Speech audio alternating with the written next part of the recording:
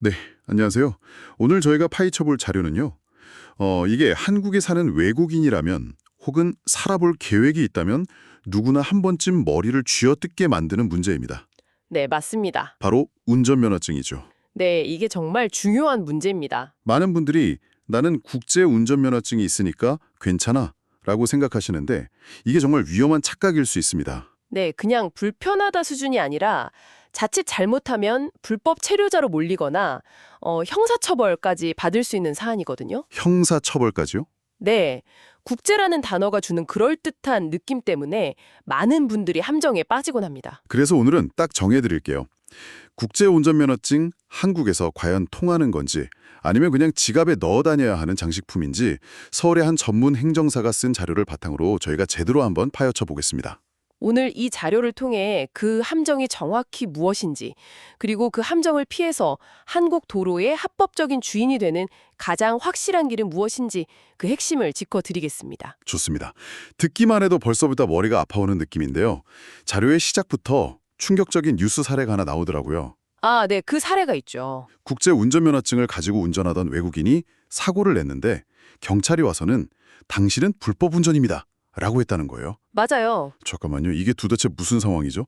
국제 운전면허증이 있는데 왜 불법 운전이 되는 건가요? 바로 그 지점이 모든 혼란의 시작입니다. 그리고 이 미스테리를 푸는 열쇠는 딱 하나, 바로 자동차 보험입니다. 자동차 보험이요? 네, 운전면허증 자체의 효력과는 전혀 다른 문제죠. 한국에서는 자동차 손해배상 보장법에 따라 모든 차량이 최소한의 책임보험에 의무적으로 가입해야 합니다. 이건 선택이 아니라 법이에요. 그렇죠. 그건 한국인도 마찬가지니까요. 책임보험 없이 운전하면 큰일 나죠. 맞습니다. 그런데 문제는 한국에 장기 체류하는 외국인이 본인 명의로 차를 사거나 리스를 해서 보험에 가입하려고 할 때 발생합니다. 어떤 문제죠? 대부분의 거의 99%의 한국 보험사들은 보험 가입 필수 서류로 유효한 한국 운전면허증을 요구합니다. 아, 한국 운전면허증이요? 네, 국제 운전면허증만 덜렁 들고 가서는 가입 자체가 거절된다는 거죠. 잠깐만요. 그럼 정리해보면 법적으로 운전할 자격, 그러니까 국제 운전면허증은 있는데 네, 운전하기 위한 필수 조건, 즉 보험 가입을 충족할 수가 없어서 결국 운전을 못한다는 거잖아요. 정확히 보셨습니다. 이게 무슨 말이죠?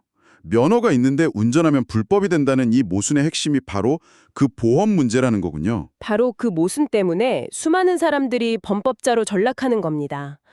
보험사 입장에서는 어찌 보면 당연한 조치일 수 있어요. 그런가요? 네.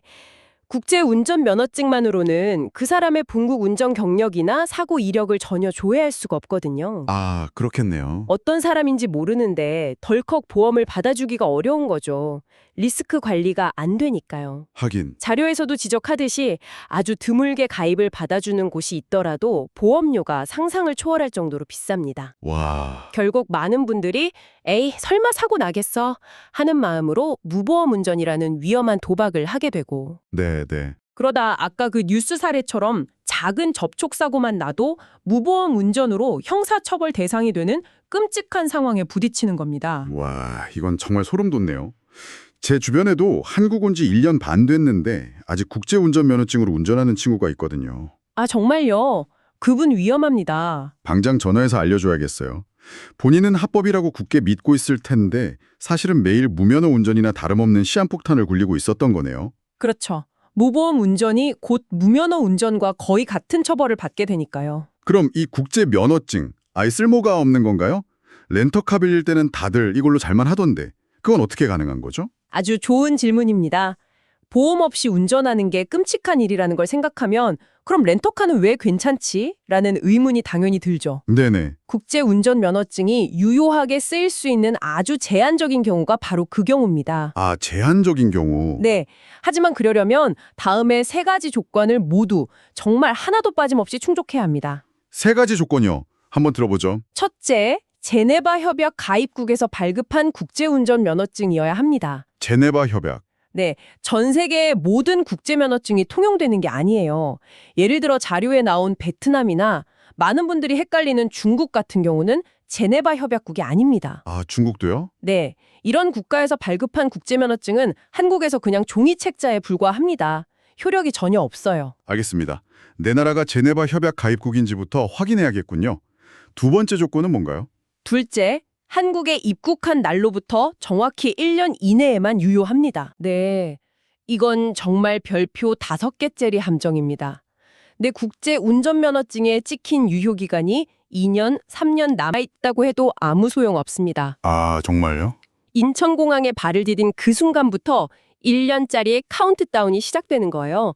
그리고 정확히 366일째가 되는 날 0시부터 그 면허증은 무효가 됩니다. 와, 그 이후에 운전대를 잡으면 빼도 박도 못하는 무면허 운전입니다. 와, 정말 교묘한 규정이네요. 면허증에 찍힌 날짜만 믿고 있다가는 나도 모르는 사이에 범죄자가 될 수 있겠어요? 그렇죠. 아주 많이들 착각하시는 부분이죠. 자, 그럼 마지막 10번째 조건은요? 셋째, 운전할 때 반드시 3종 세트를 항상 몸에 지니고 있어야 합니다. 3종 세트요? 자료에서 아주 기억하기 쉽게 표현해줬죠. 바로 첫째, 국제 운전면허증. 둘째, 그 국제면허증의 바탕이 된 본국 면허증 원본. 그리고 셋째, 여권입니다. 아, 그 세 가지가 한 세트군요. 네, 경찰이 검문을 요구했을 때 이 중 하나라도 없으면 또 문제가 될 수 있습니다. 제네바 협약 국발급, 입국 후 1년 이내 3종 세트 지참. 정말 까다롭네요. 네, 그렇죠. 그럼 이 모든 조건을 다 충족하는 상황이 아까 말한 렌터카 경우라는 거죠. 맞습니다. 단기 여행 비자로 한국에 와서 렌터카를 빌리는 경우가 사실상 유일한 합법적 사용처라고 보시면 됩니다. 왜 렌터카만 되는 건가요? 렌터카 회사들은 보통 법인 명의로 자동차 종합보험에 가입해두고 그 보험 약관 안에 자격 요건에 갖춘 외국인의 국제면허증 운전을 허용한다는 특약을 포함시켜둡니다. 아, 회사 보험에 그런 특약이 있군요. 네, 그래서 개인이 따로 보험 가입 문제로 골머리를 앓을 필요가 없는 거죠. 이제 이해가 되네요. 결론적으로 국제운전면허증은 단기 여행객을 위한 제도이지 한국에 거주하는 장기 체류자를 위한 제도가 절대 아니라는 겁니다. 명확하게 정리가 되네요. 국제운전 면허증에 대한 미련은 이제 버려야겠습니다. 네, 그게 안전합니다. 그럼 한국에서 학교를 다니거나 직장을 구했거나 사업을 하는 등 장기 체류하는 분들을 위한 합법적이고 확실한 방법은 뭔가요? 이분들은 운전하면 안 되는 건가요? 당연히 방법이 있습니다. 가장 정석적이고 안전한 방법, 바로 외국 운전면허증 교환 발급 제도를 이용하는 겁니다. 외국 운전면허증 교환 발급? 네, 말 그대로 내가 가진 외국 면허증을 한국 면허증으로 바꾸는 거죠. 아, 교환 발급이요? 절차가 많이 복잡한가요? 원칙 자체는 아주 간단합니다. 몇 가지 요건만 충족하면 돼요. 네. 우선 신분 요건으로 90일을 초과해서 체류할 수 있는 비자를 받고 외국인 등록까지 마친 상태여야 합니다. 장기 체류자여야 하는군요. 그렇죠. 그리고 가장 중요한 게 서류 준비인데요. 내 외국 면허증이 위조된 게 아니라 진짜라는 걸 공식적으로 증명해야 합니다. 증명을요? 어떻게 하죠? 방법은 두 가지가 있어요. 하나는 아포스틸료 확인을 받아오는 것. 다른 하나는 한국에 있는 자기 나라 대사관에 가서 사본 공증을 받는 겁니다. 서류의 진위 여부를 확인하는 절차군요. 그 다음은요? 이 증빙 서류와 다른 구비 서류들을 챙겨서 가까운 운전면허 시험장에 갑니다. 네. 거기서 아주 간단한 적성 검사, 사실상 시력 검사 정도만 통과하고요. 그 다음에 필기 시험을 봐야 하는데 다행히 영어, 중국어, 베트남어 등 10개 언어로 응시가 가능합니다. 오, 다국어 지원이 되는군요. 네. 심지어 한국과 운전면허 상호인정 협약을 맺은 국가 국민이라면 이 필기 시험조차 면제됩니다. 아, 시험도 안 봐도 되고요? 네, 이 절차만 통과하면 바로 그 자리에서 따끈따끈한 한국 운전면허증을 받을 수 있죠. 오, 들어보면 생각보다 할 만한데요? 그런데 자료를 보면 이 과정에서 사람들이 가장 고통받는 현실적인 장벽이 있다고 하더라고요. 맞습니다. 특히 미국 운전면허증을 가진 경우에요. 네, 바로 여기서 이론과 현실의 거대한 괴리가 발생합니다. 가장 큰 난관은 앞서 말씀드린 주한미국 대사관의 사본 공증을 받는 단계입니다. 공증받는 거요? 네, 절차 자체는 서류 내고 도장 받는 거라 복잡할 게 없어요. 진짜 문제는 그 도장을 받기 위해 대사관에 들어가는 방문 예약을 잡는 것 자체가 거의 불가능에 가깝다는 겁니다. 대사관 예약이요? 그게 그렇게 어려운가요? 그냥 홈페이지 들어가서 날짜 선택하면 되는 거 아닌가요? 저도 처음엔 그렇게 생각했죠.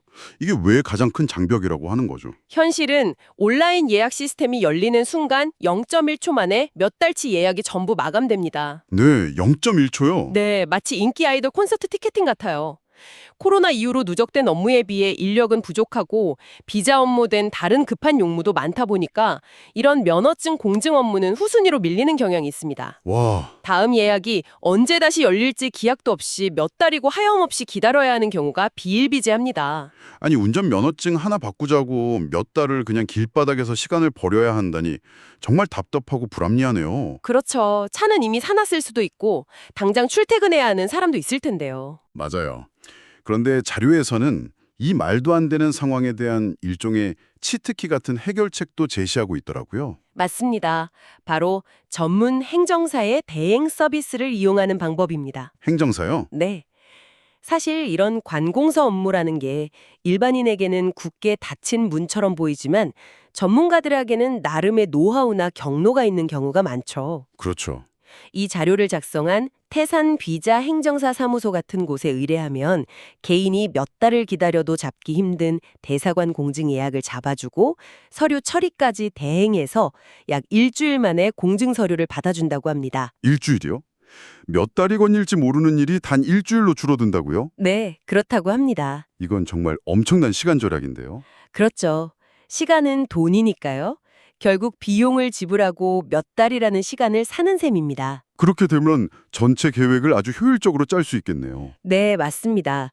행정사에게 대사관 업무를 맡겨놓고 그 일주일 동안 느긋하게 증명사진 찍고 다른 서류들을 준비하는 거죠. 아, 그러다 공증 서류가 나왔다는 연락을 받자마자 바로 운전면허 시험장으로 달려가면 서류 접수하고 시력 검사 받고 그날 바로 한국 운전면허증을 손에 쥘 수 있게 되는 겁니다. 와.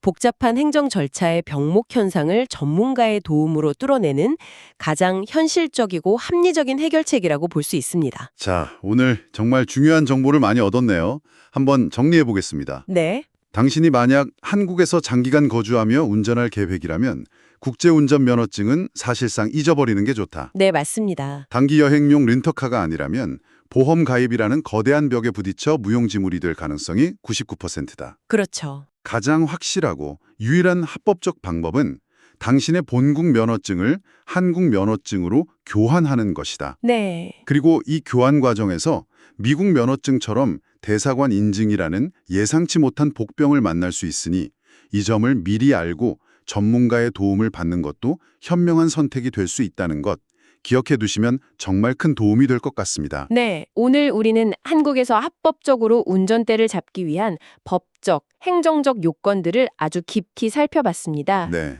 서류를 준비하고 기관을 방문하고 플라스틱 카드 형태의 면허증을 발급받는 절차는 이제 명확해졌죠? 네, 명확해졌습니다. 하지만 여기서 한 걸음 더 나아가 이런 질문을 던져보며 마무리하고 싶네요. 어떤 질문이죠? 서류상의 면허를 취득하는 것을 넘어 한국 도로의 문화적 면허를 따기 위해 알아야 할 불문율에는 무엇이 있을까요? 아, 문화적 면허. 네. 방향지시 등을 켜는 한국인만의 독특한 타이밍, 비보호 좌회전 신호에서 눈치껏 끼어드는 암묵적인 규칙, 그리고 내비게이션도 포기하게 만드는 복잡한 골목길에서의 운전 매너까지. 정말 그렇죠. 서류에는 결코 나와 있지 않은 실제 도로 위에서의 약속들이야말로 합법적인 면허증을 취득한 당신이 마주하게 될 또 다른 진짜 운전 시험이 아닐까 생각합니다.